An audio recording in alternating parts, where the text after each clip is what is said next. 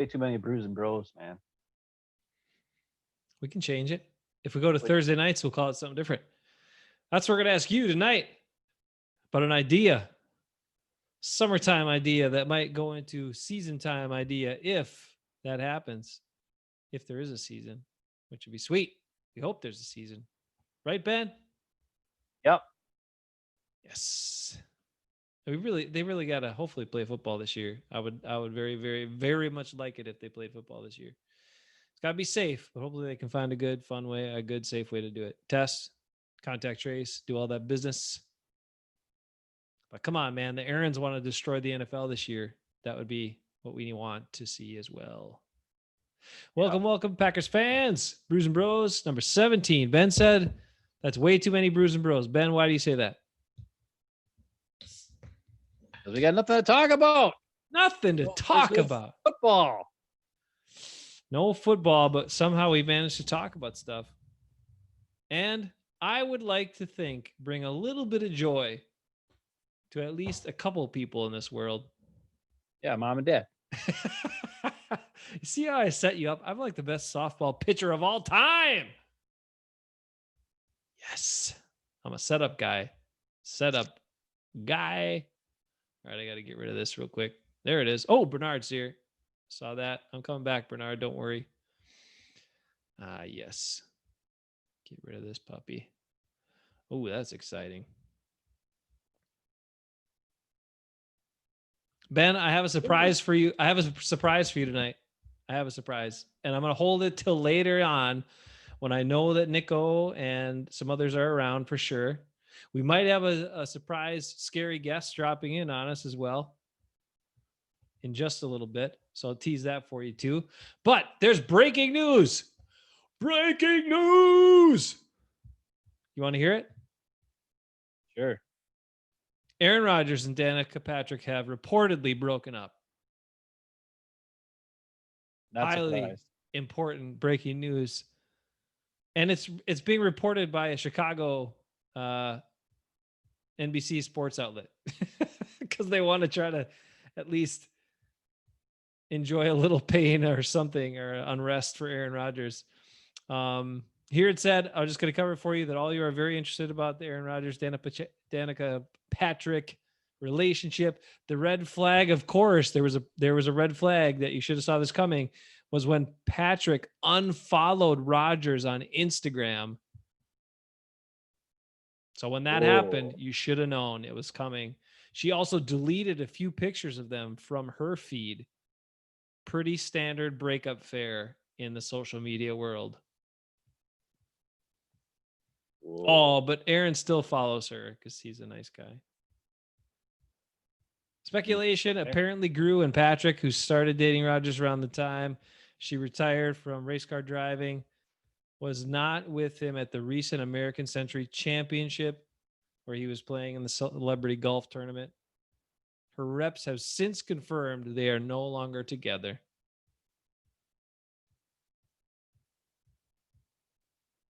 So, okay. That's fine, right?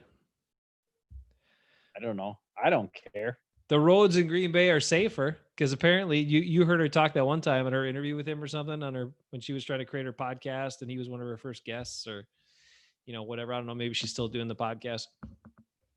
But anyway, she was talking about driving in Green Bay and, she's a race car driver and I can't imagine how she drove on like Highway 41. That's probably part of the reason why has been scarier of late, but maybe it'll be a little safer on the roads in Green Bay now, potentially. I don't know, man. All I know is that's the breaking news. Aaron Rodgers is 36, 37, whatever he is, years old. Yeah.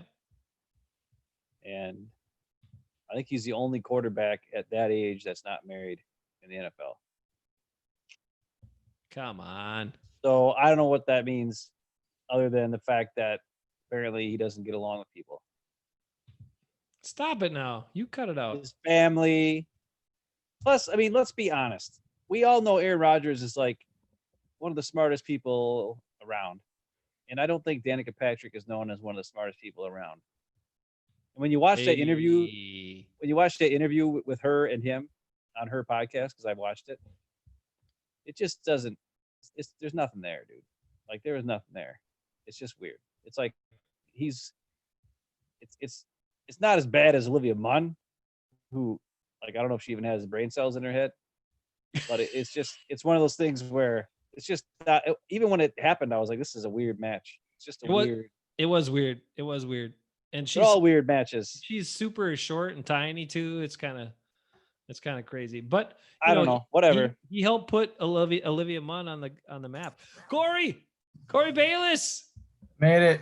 Oh, did you get a haircut? I did not get a haircut, except here. Ooh. Are you sure? Because your hair looks shorter.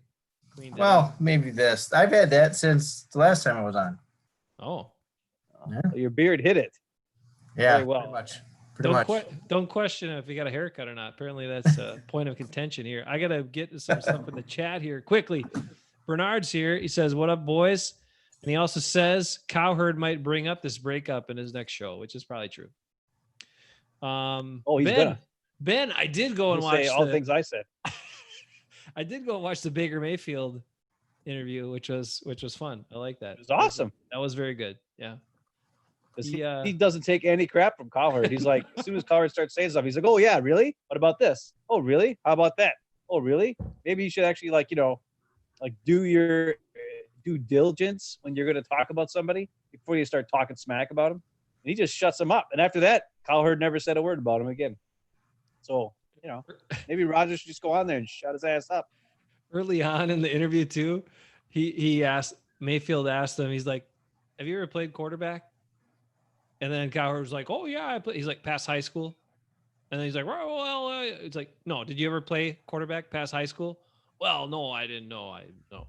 Then he quieted down quite a bit after that too. That's pretty good. All right, couple other things. Dad says maybe Rodgers will start concentrating on doot ball now, but then he corrected it to fight back. I'm guessing he's on his phone. It's hard we got fat thumbs, dude. It runs in the family. Pudgy digits trying to text is not helpful. Yours used to be not so pudgy, but they're getting there. Yeah, well, that's what happens when you get heavier in the gut. Oh man, my wedding ring is still too big. That's interesting. Let me tell you that story. I'll tell you because what the hey, we got nothing else to do. We do have stuff. We got stuff on the slate. No, we don't. There's nothing to talk about. I'm sorry, Corey. There's nothing to talk about. There is stuff. Have to make stuff up. Anyways, so when Jesse and I, before we got married, we went in to look at rings for me. She liked this ring. I was like, sure, that's cool. And it was like one that had a bunch of cool designs on it and stuff. So they would have had to order one specifically for me because they couldn't downsize it because of the way it was designed. And it was like a whole size too big pretty much. But then I was like, it's okay. Because later on in life, I'll get fat and then my hands will get fat and then it'll fit perfect when I'm old and fat and it won't matter anymore. Well, now I'm fat and it's still too big. My hands have not really gotten any fatter. My gut has gotten a lot fatter and my face and some other, like my thighs and I don't want to keep going, but you know what I'm saying? Stop but my fingers are still not as fat. And it sucks because in the wintertime, I can't even wear my ring to work because I go like this to do something and it goes flying off my finger because it's way too big. The only time it works is when there's high humidity in the summer. Then I can wear it because then my fat fingers expand into fatter fingers. And then I can actually wear it. You know what? You should drink more water too. Then you'll retain more water and it'll help your ring stay on. Is that the dwarven ring? Is that the one I'm remembering? Yeah. The dwarven ring. That was nice. That's a nice ring. It looks like Gimli's helmet from Lord of the Rings. It's actually like a Greek or Celtic design or something, but it looks kind of like Gimli's helmet. That's why she thought it was cool. So it was cool. And I was like, sure. I'm grumpy like a dwarf. If Ekis was here, he'd tell you I'm grumpy like a dwarf. And I'm like, yeah, I'll take it. I like dwarves. Speaking of Ekis, Corey, we'll get to you in a second. Speaking of Ekis, he is committed to be on next week's show along with Bruce. So we're going to do Bruce, first-time guest, And Jason Eckes, who wants to know what the topics are so he can sound smart, he said. But Well, he he's going to committed. You better tell him now, because he's going to need a lot of work to sound smart. He committed to being on next week's show, so we're excited about that. We're excited to have Corey here. Let me catch up in the chat. First of all, Simba Doge says you guys are awesome. Dad did type football the third time around, so third time was the charm. And Dad's drinking already, so that might have factored in. We're learning. And then, oh man, Bernard says he hates when people bring up Roger's family. I don't like it either. Just leave it alone. I'm down. Ben likes to I know. quote. I'm sorry. Ben I'm likes sorry I to brought quote. it up. But hey, And but Simba Doge says, Ben, you're funny. But I know. Then he said, and so are you, Jason. Well, that's nice. Wait And until I've got a Simba bust. Doge. Hey, wait until Simba Doge sees his Christmas gift this year. There's 2 Christmas gifts I got him. I bought them in February, and they're awesome. Classic. He's gonna totally love those. I hope, anyways. I don't know. With as much as Bernard has praised you, though, these first couple times being around, I have a sneaky. Did you have Olivia create a robo account and list her name as Bernard? That's what I'm wondering. Okay. I don't think. I know you don't lie, so okay. I'm done. I just had to check. All right. I never actually made any fake accounts. Rick says he can't type on his phone either. Fat fingers. Typing on phones doesn't work too great. Anyway, Corey, you shaved. Congratulations. Thanks. I was sorry to hear about the house project you had going on. That sucks. Oh, that's terrible. Yeah, that's bad stuff. Anyway, Corey had some stuff to fix up in his basement, and yuck, that's bad stuff. But we do have some Packer stuff, some real news, not the stuff we said before. Here it is. I sent Ben the list, but apparently he didn't look at it. There is some new developments. The Packers recently announced. You ready? Corey can weigh in on this. He's going to bring his perspective. He lives closer to Green Bay. Packers recently announced that no fans on family night or preseason games. That's already been announced. Corey, what do you think about that? I think they should just cancel the whole season anyways. That's my opinion. Blasphemy. No, I really do. I think we're in a time when health is more important than sports, and they should just do the sensible thing and just cancel it all. Sensible? Corey, this is not a sensible live podcast thingy. What is wrong with you, dude? Somebody let this guy has to bring on a here. differing opinion. He must be related to somebody or something. I don't know why else he'd be on here. What the crap, Corey? That's crazy talk. We need football. I don't care. You don't need any fans. It's I'll say this. already happening in college football. In college football, Yeah, but I don't watch college football. I don't care. well, that's honestly better football than the NFL, to be honest. Oh, well, just because of all the scoring and no, It's just defense? better football. Better football. Please explain yourself. Go ahead. It's a better atmosphere. I will take going to a Badger game over a Packer game any day of the week. There's a better atmosphere. There's just a more fun vibe being there.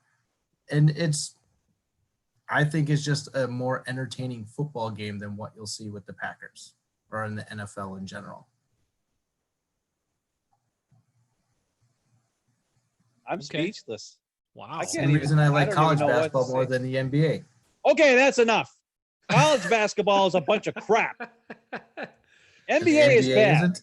NBA is hey, the Bucks are good right now. NBA has gotten a lot. We all better. know here. This is the difference between the NBA. All right, here I'm gonna go. The difference between the NBA and college is this: in the NBA, as we all know, going back to the Jordan times,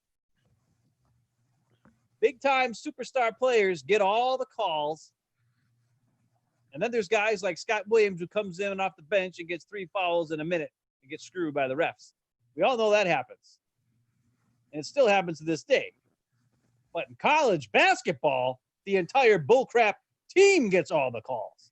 So I don't want to talk about how that's a better bullcrap. And you can just go and look at Duke versus Wisconsin at the final game of the NCAA championship a couple years back. That was a bull crap game where Duke got all the calls in the second half. And I don't want to hear you ever anybody ever say that NCAA basketball is a good product. It's not. Because all the same stupid teams get all the same stupid calls, even though they only have a guy for 1 year. You get a guy for 1 year, and then he goes to the NBA. Where the Badgers, they got guys who play for 3-4 years and develop a camaraderie with the team, camaraderie with the fans, like you were saying, Corey. You like going to the games. It's fun. Yet they get screwed by the refs, and these other guys that show up for 1 year, they get all the calls and then leave right away because they got Mike Krzyzewski and Tom Izzo and all these other yahoos at at Syracuse and freaking North Carolina and all this like garbage freaking crap. I don't care. Give me the NBA any day. Plus you got Giannis. I'll take him. I'll take Darvin Ham in the old days. He's a coach now. So there you go. Okay, back to you. All right. I will say this, like the NBA got really bad for a while. And with the commissioner change, though, it's gotten a lot better. They really got a handle on the game. There's still a little bit of favoritism, but it's not like it was, not even close to like it was. And in with that, what's come along with that is the Bucks don't get as screwed as they used to either, because they used to get screwed bad. Hey, we all know about the Eastern Conference Finals. They used to where Iverson got, I mean, that was ridiculous. And then they purposely gave Scotty Williams a couple technicals and kicked him out for the next game, so the Bucks got screwed and lost that game because they had no guy in the middle to get rebounds and play defense. And then that cost them the freaking series in the Eastern Conference Finals 2001. That was a bunch of crap. But I don't, that's Corey, you're probably like 12 years old then. No, you weren't. You were like 20. But anyways, you know what I'm saying? There's a bunch of crap. My finger is pointing. Okay. All right. Rick's got American Wheat tonight. He's going to give us, he also sent me a text. Bernard's wondering about some of the Madden ratings. We will talk about that a little bit. Simba Doge says, Corey, your answer is awesome. And man, Simba Doge is just shelling out the good stuff here. And I also have to say that Simba Doge says this. Ben is like, that's enough. College basketball is garbage. 3 exclamation points. Jason's like, bruh. Simba Doge. Corey's like, bruh. He's got it. He's got to figure it out. Anyway, NBA is like a lot better. They're doing this whole experiment now. We know so Corey, I just want to follow up on that, and then we're going to jump into the quick NBA news that came out that was just dropped. But I understand, and I'm kind of with you on that health and this whole situation. Yep.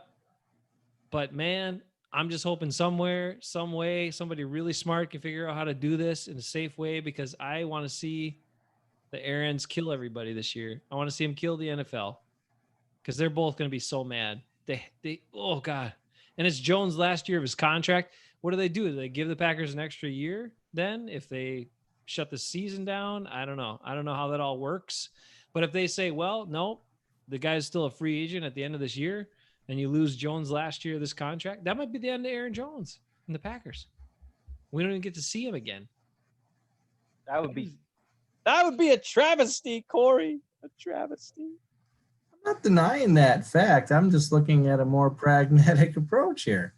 But but with everything that's going on, I mean, it is what it is. Sure, go ahead, do this stuff without the fans. Don't call it family night.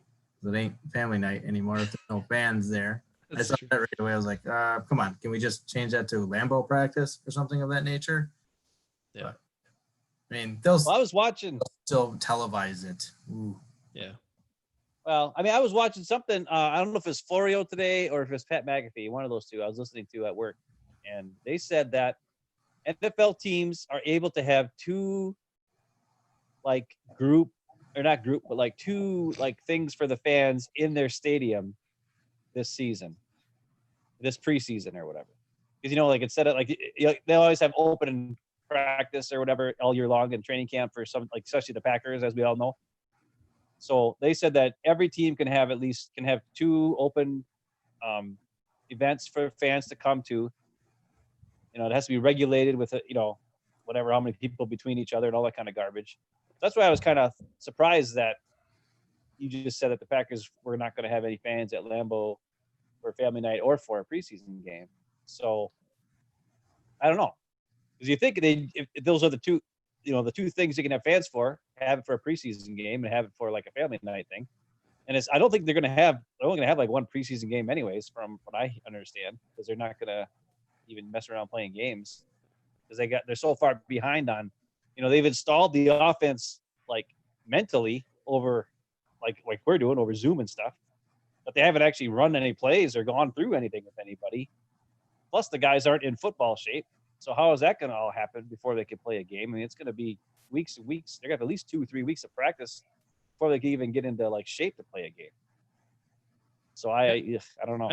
I think so far the only people that have really practiced are like Tom Brady and people like that. They like to break the rules or bend the rules, right, Rick? They like to bend the rules and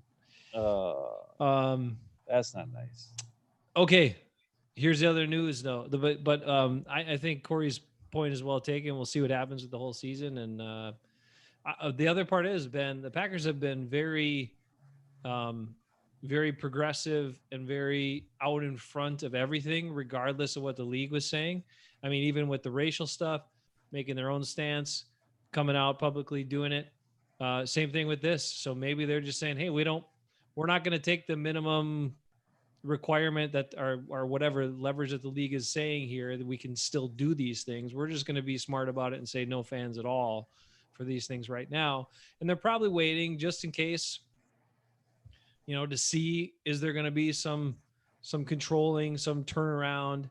Obviously you don't want to cancel and shut down things too far in the future because stuff can change, but that's why they're probably doing it in these stages. But they also don't want to be Florida either, or Texas or whatever. So, that's a crazy situation. Speaking of Florida and the NBA before, Eric Bledsoe tested positive for COVID-19. So he is not able to join his Bucks teammates in the bubble right now in Orlando. That just came down.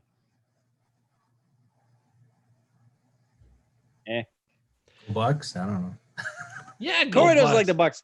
I'm not an Eric Bledsoe fan. So. No, I'm not either. But I mean, it still sucks that it sucks for him and all that. Hopefully he does fine with it and gets through it all and all of that. But it is good for Dante DiVincenzo, who I very much like, and he will get more playing time with Bledsoe not being able to join the team. So that's kind of it's nice to have a guy like that. Corey, now we probably didn't like him you like college basketball, so maybe you like DiVincenzo. I don't know, maybe you didn't. But as a Buck, I thought it was a good pick when they drafted him. I thought that was a pretty savvy move on their part. And it's not that I don't like the Bucks. I'll always root for the Bucks. I'm just not a big fan of the NBA in general, so I don't really watch it, but I will pay attention to at least what the Bucks are doing. Well, a couple of years ago, we went to a game for the first time in a while, and DiVincenzo. Wait, or maybe it was this last year that DiVincenzo did this.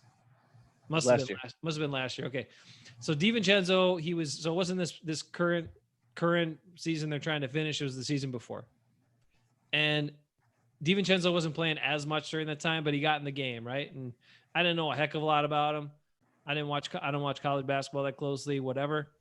But here, this guy gets in the game, and he's like this. And I'm sorry, it's not a racist comment. Just normally white guys can't jump as high, and normally they're not quite as fast. But here's this little white dude that got in the game, and he was going crazy right away. Like he doesn't get to play a lot, so he's attacking the rim, he's dunking, he's like jumping over guys. Like he literally hurdled the guy and jumped over a person to try to get a rebound. I think that was it, right? Like he was trying to get an offensive rebound, and he leapt over the guy that was trying to box him out, and he made it all the way over, but he went horizontal for a while before he got back vertical, and I don't know how he landed, but it was crazy. I was like, this guy's insane. And ever since then, I was a big fan, and he can shoot pretty well, and he's pretty good at basketball, so that's good too. Yeah. So he'll play more, and that's a good thing for the Bucks. He also seems like a really good kid. The more you see interviews with him, stuff like that. But Eric Bledsoe did test positive for COVID-19. It is out there. Luckily, the NBA, even though they're in the middle of one of the hot spots states in the country, which obviously they weren't anticipating when they set this whole thing up, they are containing that thing pretty well, and hopefully they got all the protocols in place so it doesn't turn into a big mess. Now, we will turn to Madden. Let's get into it. Ooh. Okay, so here's the one Eric sent me because he sent me the top 10 cornerbacks, defensive backs, but corners in Yeah, Madden. Nick sent us that. Oh, Nick sent it? Yeah. Dang, Rick said he sent me something too. I don't know what it is. All right, you guys, there's a couple of weird ones on here. And one that a couple that I really don't agree with. Now, granted, I don't know all the best cornerbacks in the league anymore. I mean, since Tyrone Williams self-proclaimed himself as one of the top 5 corners in the league way back in the day, and somehow that worked. I stopped paying attention to like who are the best cornerbacks because I clearly knew he wasn't, but he said he was enough times that the media started reporting it. They were like so dumb. They were like, Tyrone, all of a sudden he would say it over and over and over after practices and anytime he got in front of everybody. And then all of a sudden it was like people were reporting it like someone else had said it and nobody in the NFL had said it except him. And all of a sudden you get on like game broadcast. Oh, Tyrone Williams, one of the top cornerbacks in the league. He's one of the best I'm like, do you guys watch football? Have you watched this guy play football? Anyway, never mind. Okay, so top cornerbacks here in 21 of Madden. Number 1 is Stephon Gilmore. Number 2, Jalen. 99. Yeah, 99 rating. Pretty good. It's kind of ridiculous. Jalen Ramsey is number 2. And then it kind of falls apart here. Number 3, Richard Sherman. What? Corey? Surprised. I am not surprised. Okay. Tell me how does that make sense to you? It's a name thing. It's Richard Sherman. And he still has this aura about him that they can't throw to his side. And that's all they'll look at. But okay. Whether it's true or not, but it's not surprising that Madden put him as the third highest ranked defensive back. Okay. All right. Well, I'd like to see a cornerbacks list from like NFL execs if they really think that I have him still. Because in my opinion, he has probably one of the easiest jobs of any defensive back in the league. Because he plays the defense that they play, which is always the same. He has one of the top pass rushing units across the board that almost always get pressure. So he knows someone's going to get home almost every single play within a couple seconds. So he can just sit on pass routes, right? And he's got good safeties behind him. So how is he any good? He's not any good. They could stick anybody. Hey, he's good. No, he's not that great. He's okay. He's okay. He's like, is he that much better than Tramon Williams at this point in his career? He tackles more. Does he really? Yeah. Okay. All right. Fair enough. He'll get in there and he'll mess with you. Where Tramon sometimes he doesn't like tackling. All right. He's better at trash talking than Tramon. I'll give him that. Yeah, Tremon's too nice. Number 4, Jair Alexander. Jair Alexander, according to Madden rankings, is the 4th best corner in the league. Packers fans, what do you say to that? Corey, your man, Jair Alexander, huh? I'm surprised. Packers getting a little love, but again, it's Madden. It's a video game. I don't even play Madden for it. Well, somebody makes this stuff up. Somebody makes these decisions, right? I don't know. I just found it really surprising that Jair Alexander is even on the top 10 list, and to be all the way up at number 4, that's pretty surprising. I mean, okay, Corey, we'll step away from the Madden part. Jair Alexander, what's your evaluation of him so far? What do you think? He definitely has the swagger about him. Like when you watch the draft of when he got drafted and he came out in like that maroon velour suit that he had, like you definitely knew that he had some swagger. And I think he's lived up to it. He's definitely head and shoulders above Kevin King in everything. So that's already a plus. Hold on. He's not head and shoulders above him in height or arm length. because we hear about those good qualities of Kevin King all the time. Yeah. Actually, K squared is number 11 on this list. He is? What's his rating? It's a top 10 list. I don't know what he is. I'm making that up. Oh, okay. Plus, no one Just calls him say- K squared. I just threw that in there too to see if you 'Cause guys would. that would be crazy if that was the case. Yeah. I'm sorry, I didn't mean to throw you off, Corey. Go ahead. No, but I think he's doing good. I think he will benefit from a pass rush if Packers generate more of a pass rush, or a consistent pass rush.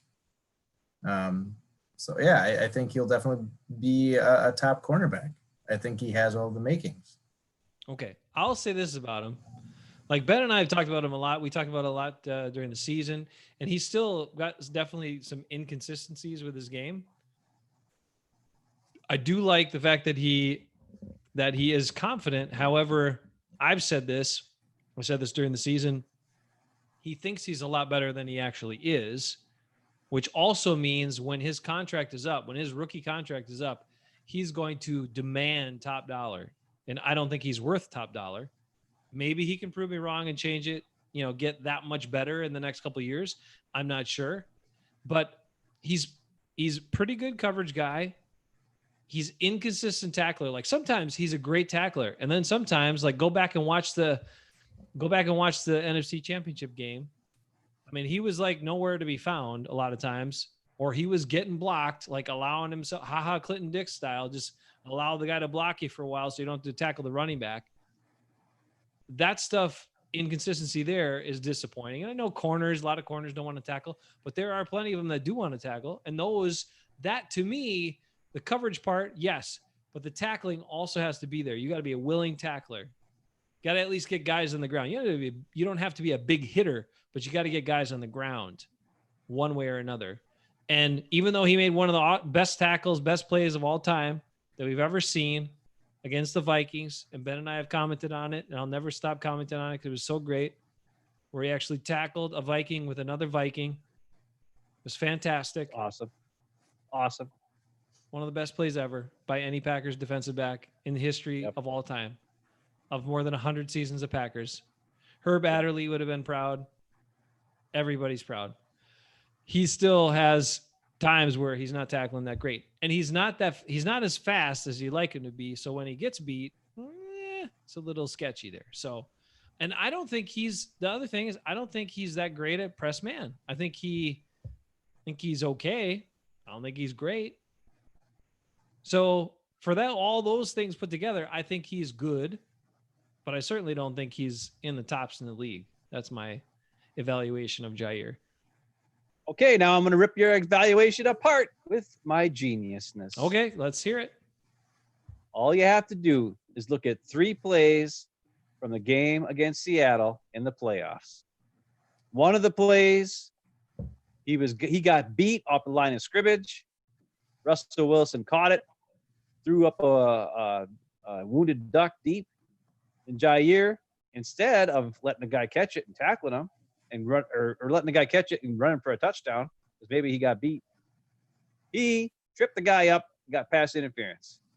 Now, you might say, well, that's pass interference. That's terrible when a corner gets pass interference. It gives him a first down, blah, blah, blah. No, it was a genius move because it saved a possible touchdown because he was dead beat, and he knew he was. And that's why as soon as he saw Russell throw that ball, he tripped the guy up and got pass interference. Genius move. Next play, 2-point conversion. Seahawks going for 2. Packers cannot afford them to get that 2-point conversion. And Mike Pettin dials up a Jair corner blitz. And Jair sells that he's covering the guy, then goes nuts right at Russell Wilson, sacks him, no 2-point conversion, saves that. So the Packers have a good lead. So that Seahawks they can't get a field goal later to try to tie it. They'd have to go for a touchdown or whatever it was. I can't remember. I think it was like 25-18 or something, whatever it was. I think it was like a 5-point lead. Then, most important play of the game. Russell Wilson on 3rd down. Everybody talks about how he got sacked by Preston Smith. And everybody says, Preston Smith?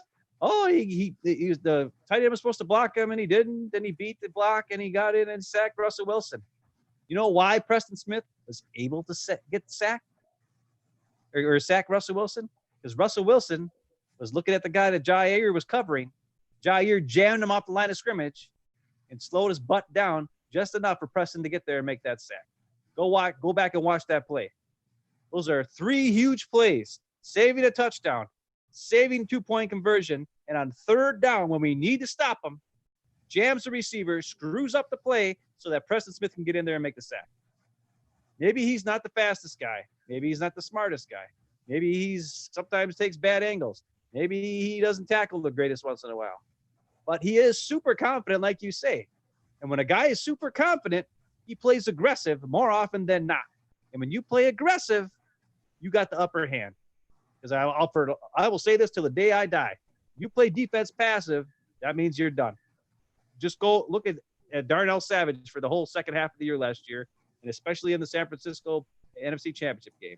He played passive. He just sat there and was like, what am I going to do? I got to look out for George Kittle. I got to watch George Kittle. And he didn't do anything the whole game. And it wasn't because he was getting blocked. It was because he was just waiting for something to happen.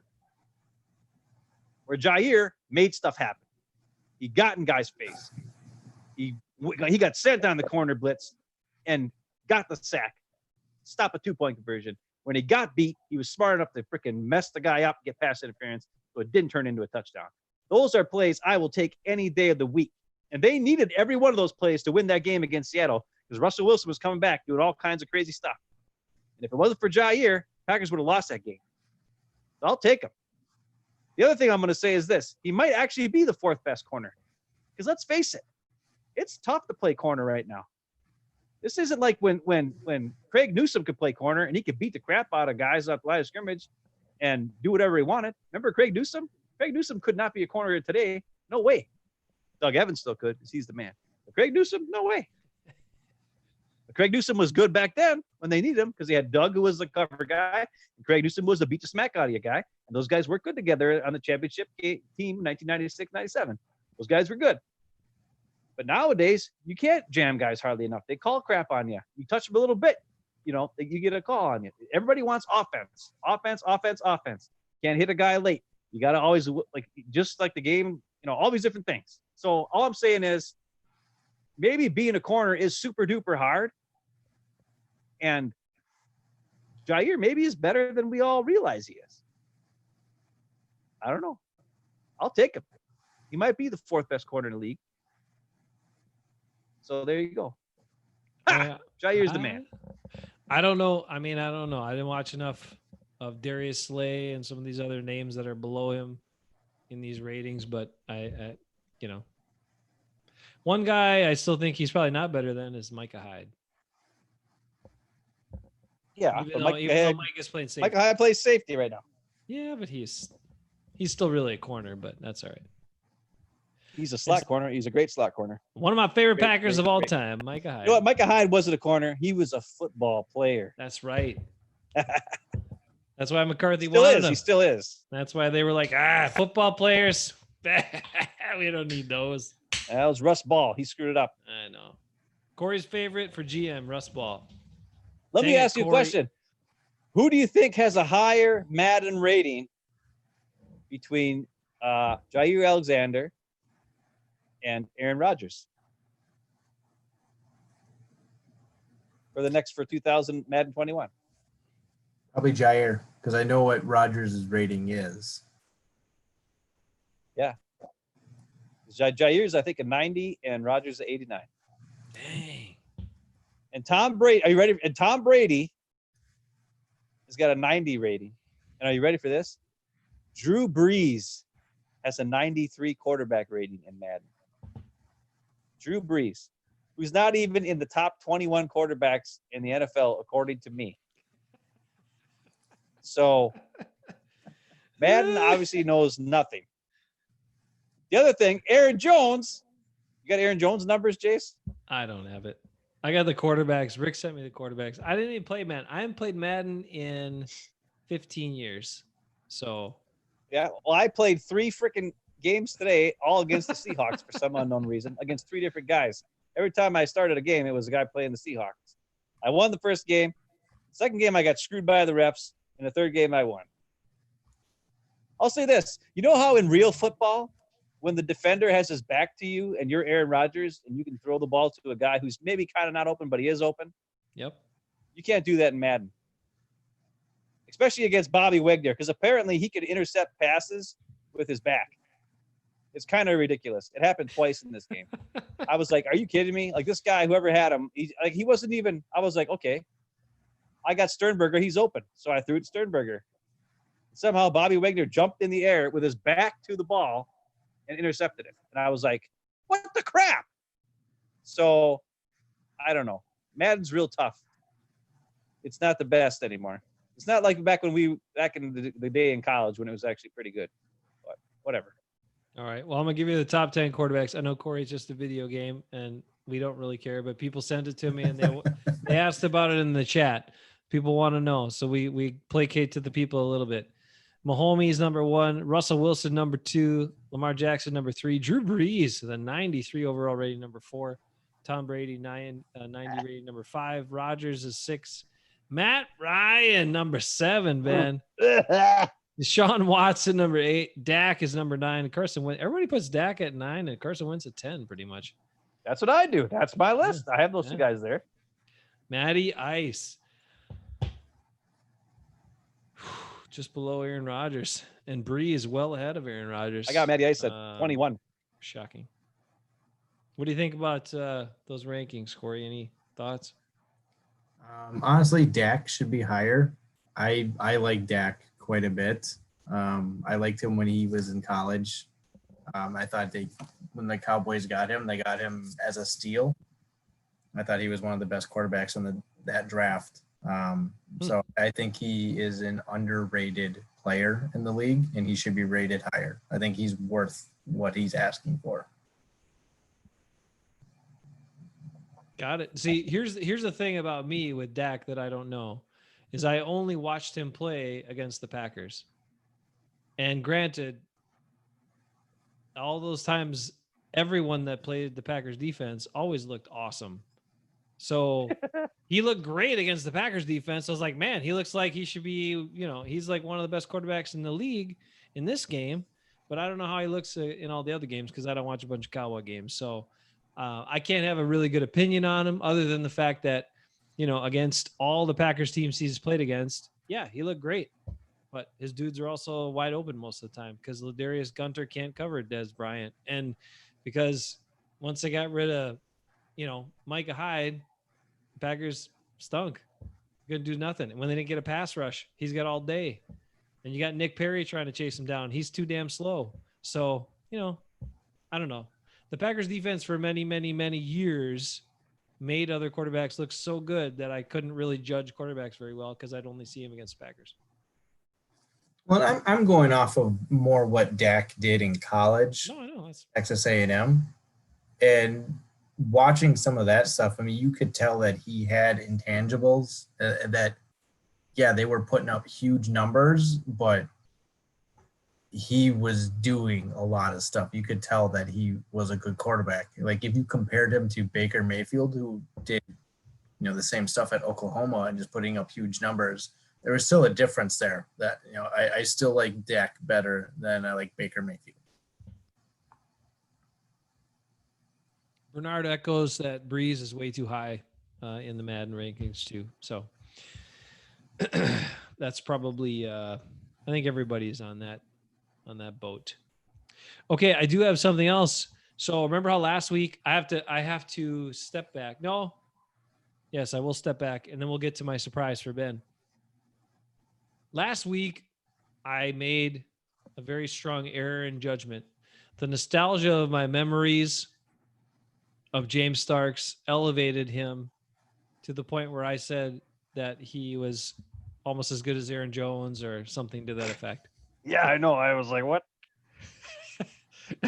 I had to go back and look at some things on James Starks. And while he's an awesome guy, and he did have certainly some very important moments for the Packers, especially in his rookie year when he came from out of nowhere late in the season and helped them win the Super Bowl. He was not as, close to being as good as Aaron Jones, but he did have some good stuff. Anyway, the Packers just recently after I talked about him last week. Now, the Packers didn't follow the fact that I talked about him, but they did have an alumni spotlight with James Starks just this week on their website. So that's pretty cool. You get to have a nice little interview with James Starks. He's just a real humble, good guy. Yeah, I'm still a big fan of his, but I will retract my statement. He was nowhere close to as good as Aaron Jones. Sorry, I was Aaron wrong. Jones, the best Packers running He was back in good. the past 20 years. I was wrong. What? 20 years? Is he? I mean, I think it's a question to ask. Oh, okay. How do you guys put Aaron Jones, stack him up against Amon Green, Dorsey Levens, all of them? I don't know. Amon Green was really good, and they used him a lot. Like he was. They used him a lot. That's what you just said. Yeah, but Aaron Jones hasn't. He can hold up to the beat. Like Amon Green used to take a beating, man. He got hit a lot, and he would run over people a lot. Now Aaron Jones is smarter than that. He doesn't take many big hits because he avoids them. He avoids them, which is good. That's because smart. he's better than Amon Green. He just doesn't get used a lot. That's true. He was certainly is stupid. underutilized in the McCarthy years. He was highly underutilized. That's for sure. Every Packer fan has been screaming for it for 3 years. Even last year, we've gone over this. The floor didn't even know he wasn't in the game because he didn't know what was going on. And I'm a huge Dorsey Levens fan, but I would take Aaron Jones over Dorsey Levens any day of the week. Yeah. I look back. No. Go ahead. I'm sorry. Yeah. I mean, I'll just say, like, Dorsey had great hands, but he could run over dudes, and he was a really good, like, one cut go type guy.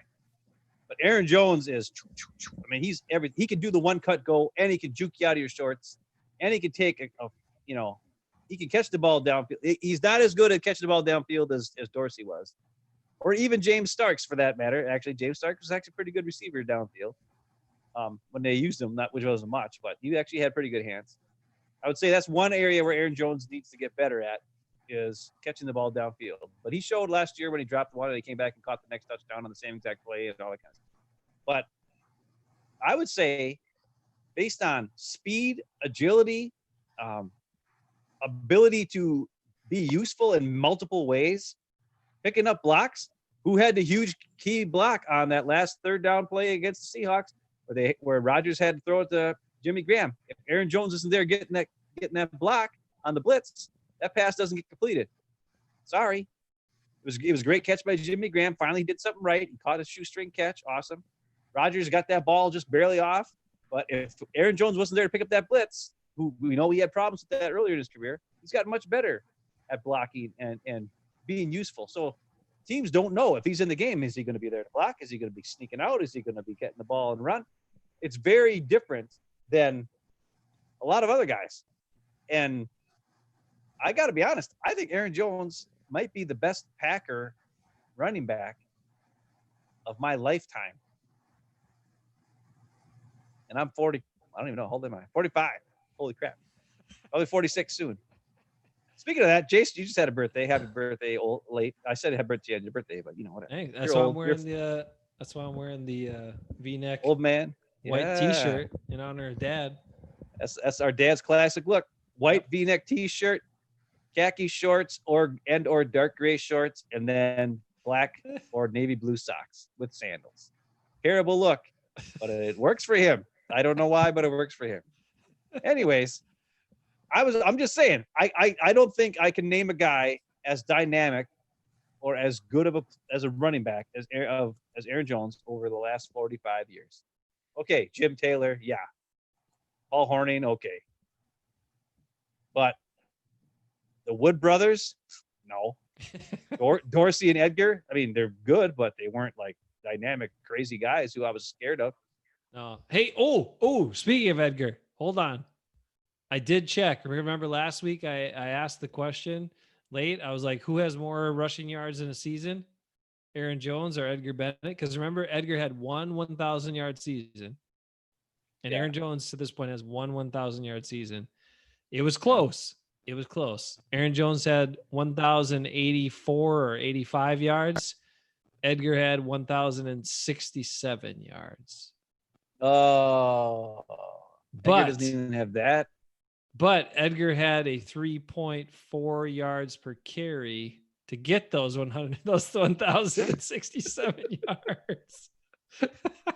And Jones was Yeah, but it was. I'll say this too. 4.6 last year. It was a different game back then. Defenses could crowd the line of scrimmage. Corners and safeties could really smack wide receivers and tight ends. You know what I mean? Like the game was not as open as it is nowadays. And defenses are scared. Like I said, they're playing more passive. There's more room to run nowadays. Unless you're like the Titans, where everybody's got to stick. They got to try to stop Henry or whatever, or like the Ravens, where you got like the three-headed monster running back there, and you got to try to clog the middle and make sure they don't go anywhere. Other than those two teams, like nobody else, you got to worry about passes deep. You got to worry about all kinds of things, and there's just more gaps, unless their offensive line stinks, they can't block anybody, or if you got Balaga and Billy Turner on the same side, that's bad news. But whatever. All right. The only thing I'm saying is Corey is overlooking the Eddie Lacy years. No, Corey. The what years? The Eddie Lacy years, Corey. How can you? He had like what, one good season, and that was his rookie season. And then after that, he ate too many cheeseburgers and slowed down. I'd never seen a guy that big that was as bad at short yardage runs as him. I'd never seen it. I was like, they were so bad in short yardage, and they had him. Like he should have been. All he had to do was plow in there and get the yard, and he somehow couldn't do it. I don't understand. AJ Dillon is going to be a huge difference from Eddie Lacy. I'll tell you that. AJ Dillon is like a monster, a chiseled monster that's going to destroy everybody. Eddie Lacy was 2 cheeseburgers away from tripping and falling on his face. Pretty sure he did that a couple times. Yeah, I know he did. I saw it. All right, hold on. Bruce says that Aaron Jones needs to be more consistent. He needs more consistent seasons before calling him, classifying him as the best Packers running back or one of the best Packers running backs. Mom chimes in and says that's exactly what we talked about wearing. That's exactly what Dad is wearing right now. Not a surprise. And then Bernard throws a curve. I wasn't even listening. I wasn't even looking at this, Bernard. I was paying attention here to these clowns. But Bernard says Eddie Lacy is the best running back, and I'm not sure if he's serious or not. But I agree. I like Bernard I still like him. But we can have different. That's the first comment that makes no sense. Eddie Lacy was to me like they changed their whole offense when they got him. And I think it actually detracted from Aaron Rodgers' career and the Packers' offensive success when they got Eddie Lacy. Because here they were more predictable, and all of a sudden they're like, "Oh, we're just going to run it and blah blah, give it to Lacy and first down and whatever." And then always, because McCarthy always had this mentality of we're going to be the more physical team, even though he didn't have the offensive linemen to pull that off. And then, like I said, Lacy was so bad at short yardage. If I would love to go back through Packers games and identify how many third and shorts they didn't convert during the Lacy years. It was far too many. He was terrible at short yardage. And for a guy that big, he should have at least been good at that. Like, I get it when he got out on a couple of long runs, he's 50 yards downfield and he's looking for somebody to tackle him because he's tired of running and wants to stop running. Like, he was looking behind him like, somebody come tackle me already so I can stop running. I get that, but at least get the short yardage stuff when you're that big, man. But he wasn't even good at that. So I don't know. He had some flashes, and he was great in the Cowboys comeback in 2013 with Matt Flynn at the helm. And that was, he was instrumental in that game. That was a great game. One of the most exciting comebacks I'd seen in recent years with the Packers, but really inconsistent and certainly not worth all the time they invested in him and all the carries they gave him. So anyway, what does Rick say? Oh, Rick says, no way Amon was better than Fat Eddie. Well, yeah, he's better. We were just in jest, Eric. You know that. I would say this about what you just said about Eddie Lacy too. the biggest problem with McCarthy was when he got Lacey, when the Packers had the big lead, unlike in like 2011 when they would just keep going and keep giving the ball to Rodgers and have him keep throwing, and they'd be scoring tons and tons of points.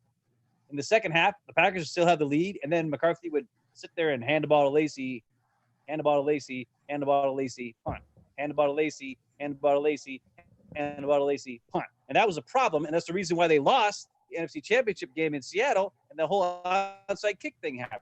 Because they had a huge lead. Russell Wilson threw like 4 picks in that game. It was ridiculous. And if they would have, not taken their foot off the pedal in the second half of that game, and McCarthy changed everything and just ran the ball, Eddie Lacy up the gut, going nowhere, punt, punt, punt.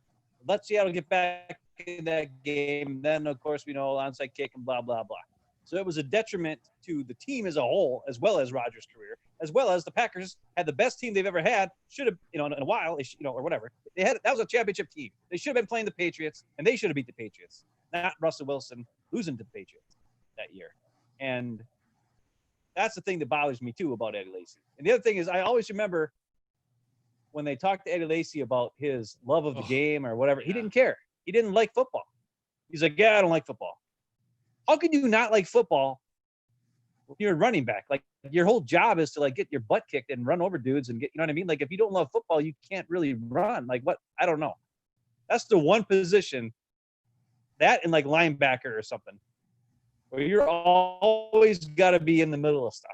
You could be an offensive lineman and not love football because it's like a technical thing. You always have to do the same technical thing. And you're smart and you do the thing, right? Or whatever. And wide receivers, you love being the man. Okay, I'm the man. I love being the man. But running back, you kind of have to love football because you're constantly running your head into dudes all game long. And if you don't love football, like your production and your heart and soul into the game, like that's probably why he didn't get the 3rd and 2s. Because maybe he didn't really want to put his head in there. I'm not saying that's what he did, but I just remember interviews with him and all he said is like, yeah, I don't even like football. I never watch football. I never watch football. I don't watch football. How does a dude who played football all his life, makes it to the NFL, say, I don't watch football? Do you even watch film at least? Like, what the hell, man? Worst is, how do you draft a guy who says he never watched football? Ted Thompson. I don't know. That's weird. Another great draft. I mean, we don't want to. I don't know. That's weird. I'm not an Eddie Lacy guy. Never have been. And I'm a running back guy.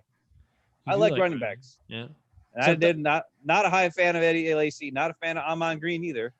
We already covered that. That was the ball thing. Yeah. No, we're not talking about that. I was waiting. That was a great thing because I totally threw you off on that, and I was waiting for something. I couldn't get a reaction out of you, and that was a really good one. Most of the time, you don't think I'm funny at all, Ben, and I love it when once in a while I can catch you off guard and really throw you off. All right, Corey, do you remember what are your fond memories of Eddie Lacy before we wrap this up? I think there was, like Ben was saying, there was one play where he just busted right up the gut. Nobody in front of him, and a 90-yard run, and he got tackled at like the 3 because he ran out of gas and was just like, somebody please tackle me before I pass out and die. It was crazy. Eddie, he didn't have a lot of like breakout long runs, but the ones he did, if they were more than 50 yards, he was like, look, by the time he got to that 40-yard mark, he's looking around, and most guys don't really look around. They're just focused on trying to get there. And he wasn't looking around like, how do I avoid these guys? Because he just kept running straight. He's like, God, is someone going to end this misery already? Just bring me down so I can stop running, go to the sideline and get some water or Gatorade or whatever, and they'll bring in the other guy. Like, that's what he was thinking that whole time. You could tell, too. You could tell.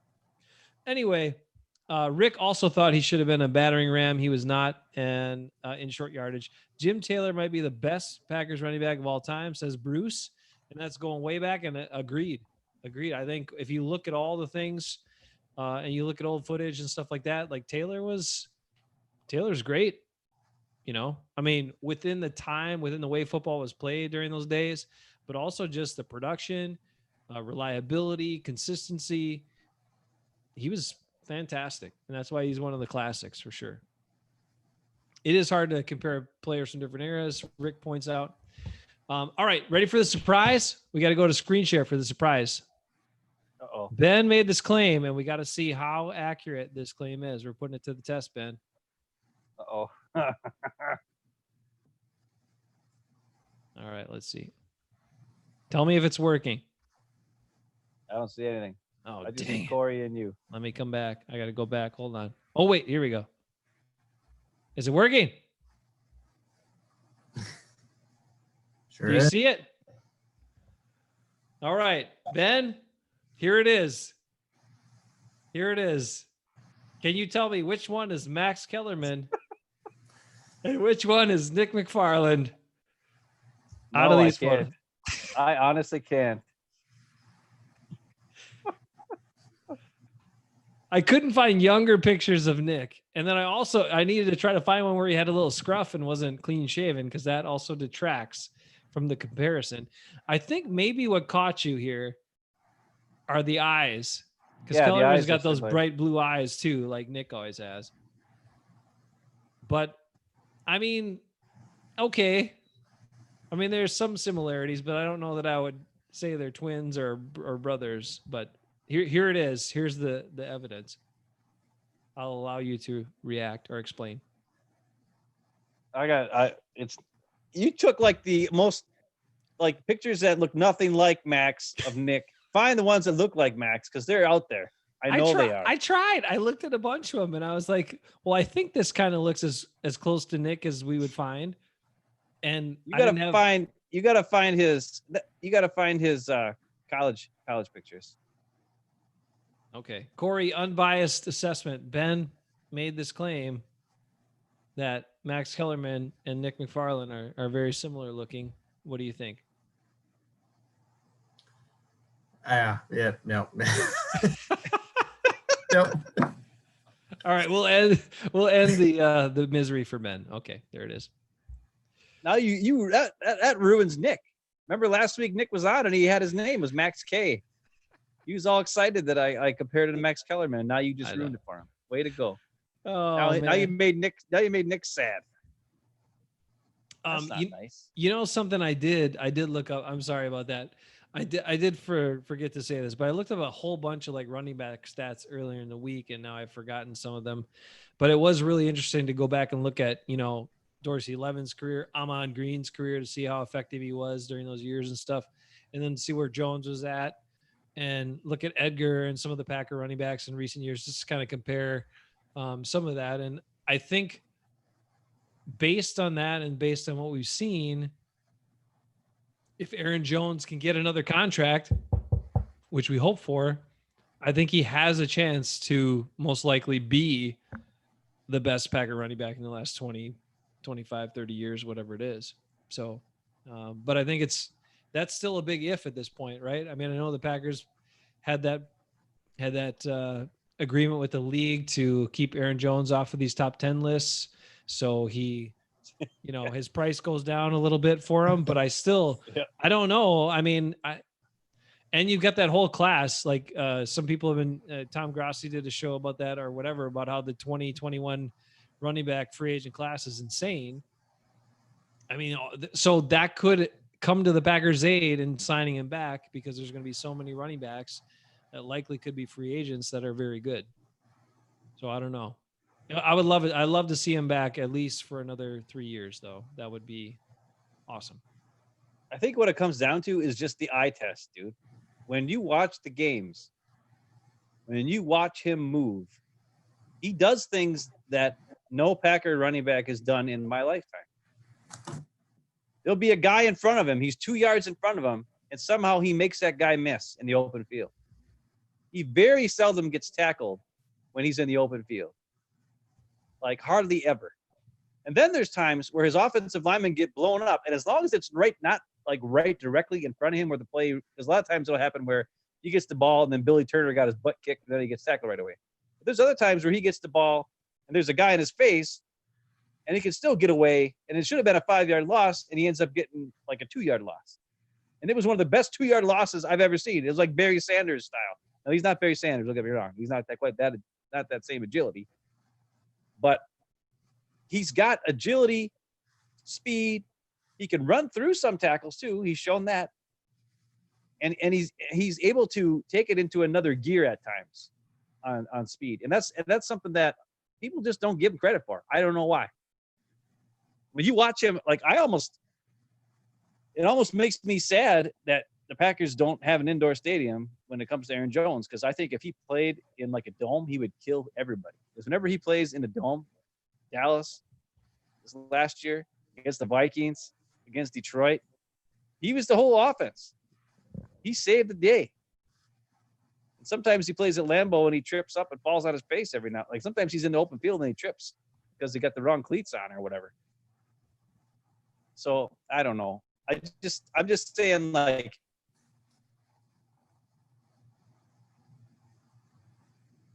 not every play. You can't look at his stats, or you can't look. Still, his stats are awesome, by the way. But when you watch him, he's just a different type of guy. He can do the one cut run. He can do the 3 juke moves and go. He can read where the holes are going to be. He can make a guy over pursue by looking like he's going to go one way and then cut back, go a different way. And he can get to the outside on sweep plays and get out there fast and then take it and go. Boom, like he did against the Vikings. Now, that was a great block by Kumaro. That sealed it for him. And MBS, those two guys had great blocks on that play. He took it for his freaking whatever it was, 60-yard touchdown run off the end of the corner, right? But that's the kind of stuff he can do. He can take it to the house. But he can also get you the short yards. How many touchdowns did he have that were like 5-yard runs, 7-yard runs? You know, and it's because he's weaving through traffic where the defense, it's way more congested, and yet he can still get in the end zone. Up the middle runs, by the way, too. I mean, how many did he have like that? He's just a different guy. He's able to like squeeze and turn and move and juke and do all these things and get to where he needs to get to. And that's just something that the Packers haven't had in my whole life. I don't care. And maybe I'm on green. I guess, like I said, I wasn't an on green guy. He was very good. He was very good. I don't know. I don't know if he was the same guy as Aaron Jones, dude. That's all I'm saying. Aaron Jones needs more respect. That's why I still think you should cut up that last week when I had my top 10 running backs, 1 through 10, and I had made them all Aaron Jones. You need to cut that up. We need to send that, put it out. I'll give it to me. I'll put it on Twitter. And I'll hashtag Showtime33 and give it to Aaron Jones, and maybe he'll see it, and then he'll become Hafen Bros for life, and maybe he'll come on our show. Should. I had Aaron Jones number 1, I had a number 2, number 3, number 4, number 5, number 6, number 7, number 8, number 9, and number 10. Top 10 running backs in 2000 NFL season 2020. Aaron Jones was all of them. Quick point, Aaron Jones.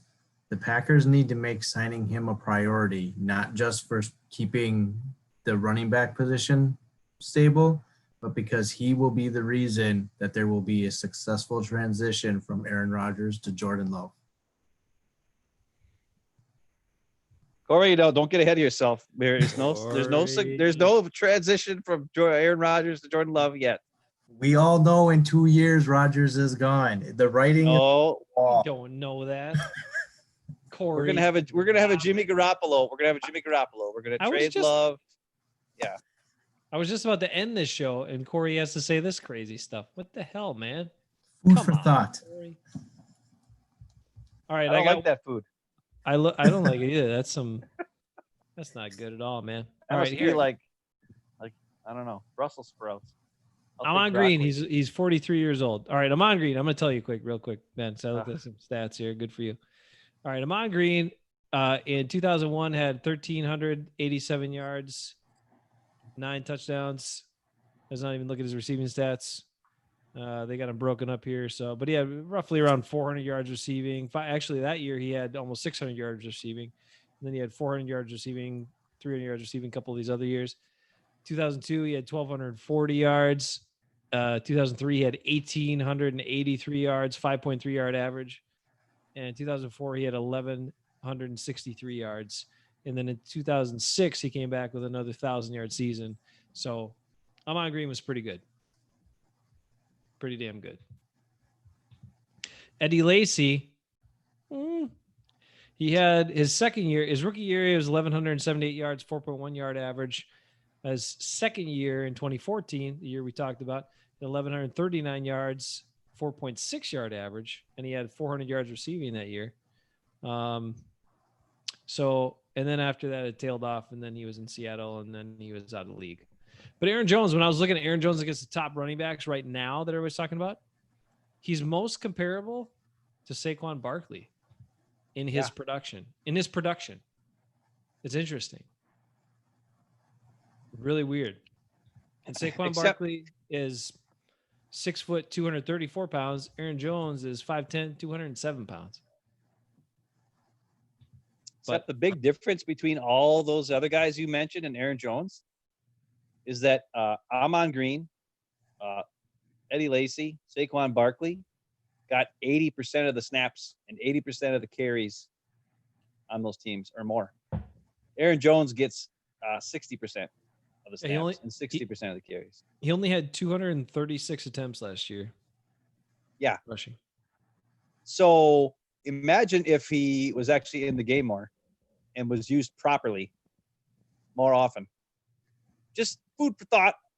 That's my food for you. That was some broccoli. I like broccoli. Especially chicken and broccoli. Man, I got to get some Chinese right now. Too late, though. I'll get some tomorrow. Anyways, that's all I'm saying. I got you. Anything else in the chat? Let's see. It's like a good cop, bad cop. What, Rick? What are you talking about here? Oh, Bernard says he likes Ryan Grant. Oh, Bernard Bernard also calls you out, Corey, for your Rodgers love thing. He says, "Stop hating, Corey." Oh, stop it. Not hate. It's not hate. Corey, it's the writing on the wall. It's Corey Bayless, remember? Dude, Jordan Love has to prove he's any good first off. Right? That's never stopped anybody. Come on. Yeah, look at Tyrone Williams in the league.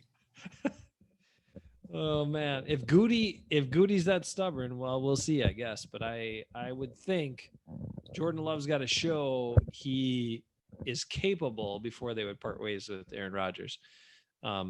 As much as some people try to tear down Rodgers. Hey, I just thought of something I looked up earlier today because I wanted to see something. Hey, I want to ask you a question. Okay. Out of, let's see. You got MVS and Lazard and Kumaro. I looked at their Madden ratings today. Who do you think has the highest rating out of those three guys? I'm hoping you say Kumaro. I was going to go with that too. I mean, it should be probably Lazard. That would make the most You would sense. think it would be Lazard, seeing how we had a whole bunch of yards last year and 3 touchdowns and everything else. And MVS did nothing. But MVS is a higher rating than Lazard. Lazard only has a 71 rating in Madden this year. MVS has a 73. What does MVS have for hands or catching? I don't know. He's faster. That's the thing. Lazard only has like an 88 for speed. They really made him slow. They made his acceleration faster than his speed. They made his acceleration like a 91 or something, or 90, and his speed is 88. And let me tell you, from playing, like I play like I said, I play Madden now, and it's really hard. Like I actually have to start MVS, and I have Lazard as my third guy, because I would call plays for Lazard, and he would catch the ball and then get tackled by a linebacker like immediately because he has 0 agility and no speed in the game. It's ridiculous. So I have to put MVS as my second guy and have Lazard as my third guy. That's the only, and I still give it to Lazard, but then I get a better chance of getting the ball then. Plus MVS, they gave him a 93 speed, so I can get him on the seam, and people aren't worried about their number 2. They don't think the number 2 receiver is going to be that fast. We don't talk about Madden, but anyways, blah blah blah. I was shocked that Lazard has such a crappy rating. I'm kind of pissed, but what are you going to do? He went on. So once again this year, don't get Madden because you're gonna have Devontae and then nobody again. This is what I had this year, which is playing the game and then Rodgers. The weird thing is Rodgers' rating right now in Madden 2020, Madden 20 for last year, is 89 right now, which is the same as his rating for 21. Which is why I don't understand why everybody's making a big stink about his rating this year. They're like, oh, Aaron Rodgers 89 rating. Well, that's ridiculous. And I'm like, well, he's got an 89 rating last year. So how ridiculous is it when he's the same exact thing? Now, Aaron Jones had an 87 right now, and I think he's got like a 92 in the new Madden 21. So, hey. We got to cut that snippet out and put it on TikTok, man. Or no, on Twitch, on the Twitchies. because that's where all the gamers hang. That's what I heard. Oh, yeah, you From don't have to Eric. do that. Remember Eric? Eric does the Twitch. That's So, right. Corey, Moster. before we go, you got anything for us tonight? What do you got? What's on your mind, man? Not much. Not much. Yeah. What about, all right, then explain, then I'm going to give you one last chance to retract your I statement. got a question for Corey after that still. All right, just give me your question. It's fine. I was just going to try to bait Corey, him so in. you said you work at like a nerd game store or something, right? Yes, that is my side hustle. I work at a board game store. Dude, that's a great thing. Can you tell me is there any new games that are cool that are coming out or what? Or that you've gotten recently that you like? That I Hold should on. look into? Can I clarify? You said new games, not nude games, right? Well, whatever. I mean, if there's new games, whatever. All right, give it to us, Corey. What do you got? It's wide open.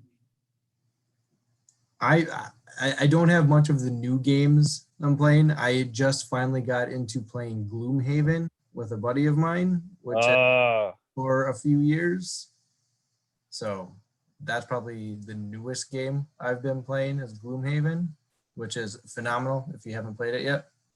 I haven't because it looks scary to me. Though I did see they made a new Gloomhaven that's kind of like a get you started type thing. That's supposed to be available at Target. It's supposed to be available everywhere in August. But it's like Target's got an exclusive thing for it. It's like the Lion something. I don't know what it's called, but it's supposed to like get you into it or whatever. Yeah, it's supposed to get you into it or whatever.